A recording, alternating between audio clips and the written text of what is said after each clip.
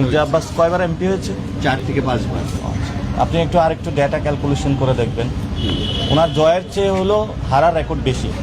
এই ধরনের দলকানা নির্বাচন কমিশনার তাদের লজ্জা শরম থাকা উচিত এবং অতি দ্রুত তাদের পদত্যাগ করা উচিত। জাতীয় নাগরিক পার্টি শাপলাকলি প্রতীকে আমি মনোনয়ন ফর্ম জমা দিয়েছিলাম। আজকে রায় ঘোষণা হয়েছে। আমাদের জাতীয় নাগরিক পার্টির শাপলাকলি প্রতীকে নাসিরউদ্দিন পাটোয়ারি ঢাকা 8-এর জন্য যে মনোনয়ন দাখিল করেছিলেন তা অ্যাকসেপ্টেড হয়েছে।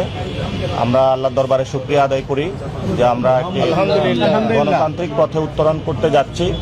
আমরা আশা করি যে ফেব্রুয়ারিতে 12 তারিখে যে ইলেকশনটা হবে এটা সুষ্ঠুভাবে অনুষ্ঠিত হবে।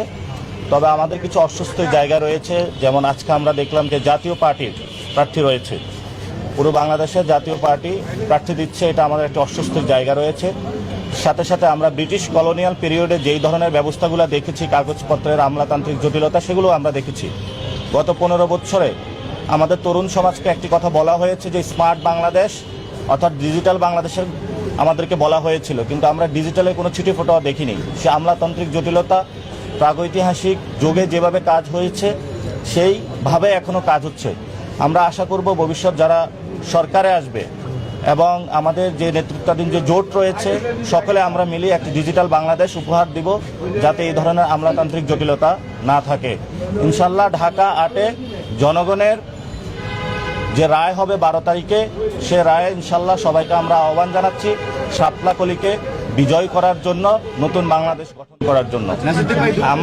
আমরা এই অফিসে যতটুকু দেখেছি সেখানে ওনাদের নিরপেক্ষতা দেখেছি এবং সকলের সামনে ওনারা কথা বলেছেন, কিন্তু বিভিন্ন জায়গায় যেমন দেবিদ্বারে সেখানে ঋণ খেলাপি যেটা হলো হাসনাত আবদুল্লাহ আপত্তি তুলেছিলেন, সেটার এখনও সুরাহা করা হয়নি এবং বিভিন্ন জায়গাতে আরও আছে প্রশাসন বিএনপির দিকে ঝুঁকে পড়েছে, তারা সেই বিষয়গুলো আপত্তি তুলেছেন।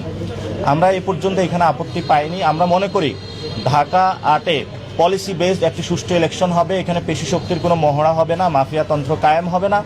আমরা এখনও পরিস্থিতি যেটা দেখছি সেটাতে আমরা মনে করি নিরাপত্তার ঘাটতি রয়েছে, অর্থাৎ নিরাপত্তা নিয়ে আমরা শঙ্কিত রয়েছি এবং যারা আমাদের সাথে কাজ করছেন তারাও নিরাপত্তা নিয়ে শঙ্কিত রয়েছেন। কিন্তু প্রশাসনের দিক থেকে যদি ওনারা আরও অ্যাক্টিভ হন, আমরা আশা করি ঢাকা 8-এ একটি সুষ্ঠু ইলেকশন করা সম্ভব বলে আশা করি। নাসির ভাই, মির্জা আব্বাস কয়বার এমপি হয়েছে? 4 থেকে 5 বার। আপনি আরেকটু ডেটা ক্যালকুলেশন করে দেখবেন, ওনার জয়ের চেয়ে হলো হারার রেকর্ড বেশি। সো ইনশাল্লাহ এবার শাপলাকলি জয় হবে, আমরা এটা আশা রাখি সবার উপরে বিশ্বাস রাখি। আর জামায়াত ইসলামের বিভিন্ন জায়গায় তারা প্রার্থিতা দিয়েছেন, ইসলামী আন্দোলনও দিয়েছেন। আমাদের আজকে প্রিলিমিনারি একটি মিটিং রয়েছে কেন্দ্রীয়ভাবে, আশা করি যে কালকে মনোনয়নের যেই যাচাই বাছাইটা কালকেও চলবে, তো সেই ক্ষেত্রে 5 তারিখ পর্যন্ত আমরা আশা করি আমাদের এই বিষয়গুলো সমস্যার সমাধান হয়ে যাবে। ওনাদের যে মনোনয়ন ফর্মগুলো টিকবেন, আমাদের যেগুলো টিকবে, সেগুলো নিয়ে আমরা একটি সুন্দর যাত্রা করে সরকার গঠনের দিকে যেতে পারবো আশা করি। আপনারা দেশে কয়টি আসনে ক্যান্ডিডেট দিয়েছিলেন সিটি? এটা আমরা স্পষ্ট করেছিলাম, আজকে কালকে যাচাইয়ের পরে এটা আসবে। আমাদের টোটাল আমরা 47টা দিয়েছিলাম, এর মধ্যে একটি অ্যাকসেপ্টেড হয়নি, ওনার একটু সময় লেট হয়ে গিয়েছিল, বাকিগুলো অ্যাকসেপ্টেড হয়েছে। যাচাই বাছাইয়ের পরে যখন রেজাল্ট আসবে তারপরে আমরা দেখতে পাবো যে টোটাল কয়টি হয়েছে। অর্থাৎ আমরা এখানে সংখ্যাটা বাড়ানোর চেষ্টা করি নাই, আমাদের কয়টি আসনে ইনশাল্লাহ আমরা জয় ছিনিয়ে নিয়ে আসতে পারবো সেটা চিন্তাই করে দিয়েছি। এবং জামায়াত ইসলামী আন্দোলন, এবি পার্টি এবং যে আমাদের জোটটা রয়েছে, মামুনুল হকের পার্টি রয়েছে, আমরা সবাই মিলে যাতে সরকার গঠন করতে পারি সেই প্রচেষ্টার অংশীজন হিসাবেই আমরা এই জোটে মনোনয়ন জমা দিয়েছি এবং যে বিজয়ী আসন হিসাবে আমরা নিয়ে আসতে পারবো সেখানেও হলো বিজয় আসন হিসাবে আমরা বেশি দেখেছি, আমরা সংখ্যা বাড়ানোর চেষ্টা করি নাই। আর বাংলাদেশের বর্তমান যে পরিস্থিতি রয়েছে, নির্বাচন কমিশন ইলেকশনের তফসিল দেওয়ার পরে আমরা নির্বাচন কমিশনকে বাংলাদেশে আর দেখতে পাচ্ছি না। চিফ ইলেকশন কমিশনার থেকে শুরু করে বিভিন্ন জায়গায় বাংলাদেশের বড় ধরনের শোডাউন হচ্ছে পলিটিক্যাল পার্টিগুলো। আমরা সে বিষয়ে নির্বাচন কমিশনকে আহ্বান জানাবো, যদি আপনি দায়িত্ব পালনে কোথাও অপারগতা দেখেন বা কোথাও থেকে প্রেশার ফিল করেন, জনগণের সামনে আসুন, জনগণকে চেহারা দেখান।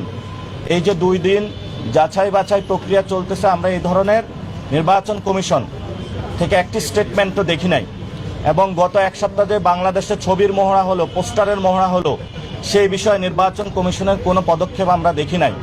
বরঞ্চ একজন কমিশনার নিজ থেকে আগ বাড়িয়ে কথা বলেছেন যে নির্বাচন কমিশনের যে বিধিবিধান দিয়েছে সেগুলোর ভায়োলেশন হচ্ছে না।